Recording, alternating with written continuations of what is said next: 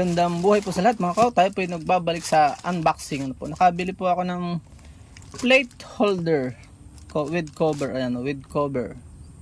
Tingnan natin kung okay siya. Protective back plate. Titingnan natin. Siya ay 280. Never mind the total. 870 may binili po ako isang package. Pare, focus na lang po tayo muna sa unboxing mga kao. Unboxing at motorcycle vlog, mga accessories, dahil nga po sobrang challenging na po ngayon ang monetize. Hindi pa tayo monetize hanggang ngayon. Focus na lang tayo sa una natin channel para hindi lugi. Ay, papagod din yung likod. Ayan, oh. Wow, sana mga may cover. Nilagyan ko siya ng merchandise protection. Huwag na kayong manghinayang, 11 pesos lang naman yung para hindi siya mabasag. Yung plaka po, pag nag-request ka ulit sa LTO, napakamahal. Kaya ito ay kailangan nating mga rider. Wow. Tatanggalin siguro ito.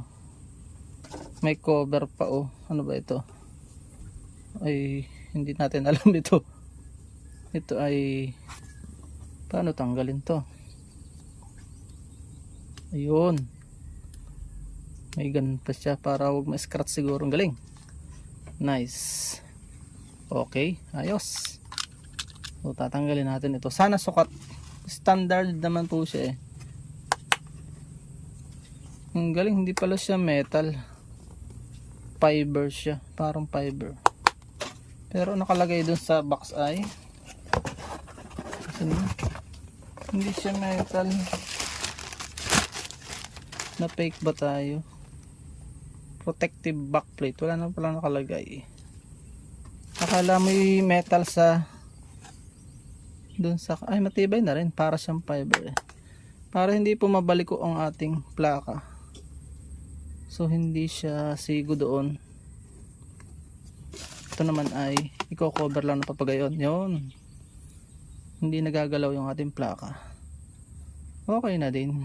So hindi na tayo lugi. Lalagyan ko po siya ng ano dito. Dahil mahaba po ito, lalagyan ko siya ng kaunting, tanggalin muna natin ito. Yan. Oh, may paano pa siya. Yan. Sa sunod kong vlog, mamaya din siguro. Yan, oh. Pag sinipag pa tayo, ito nilalaroan lang namin ito eh. Paunahan maglaro. Diba? Para bagong taon. Tatanggalin din po itong kabila. Sayang mag-unbox. Tayo po hindi basta bili ng accessories. Tayo ho ay yun lang makakatulong binibili natin. Dahil sayang naman ang pera kung so, ganyan. Ganda na rin. Salamat po sa seller. Okay na. Hindi na tayo nareklamo.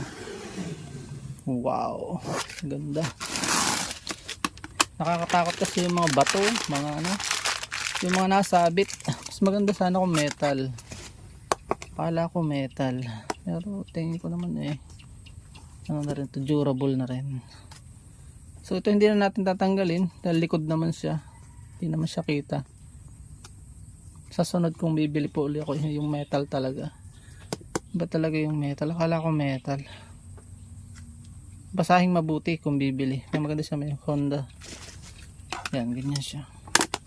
Okay na yun. Testingin din natin. Sa price niya, okay na siya. Makapal po siya mga ko. Tapos lalagyan ko siya ng rubber dito para hindi mag-crack. Yan, ganyan po siya. Hoping na kasya. So naway nakapagbigay ako ng kalaman sa inyo. Basahin mabuti. Hindi naman tayo naloko, kundi hindi lang din siguro tayo nagbasa ng mabuti. Akala ko talaga metal. Paalam and God bless.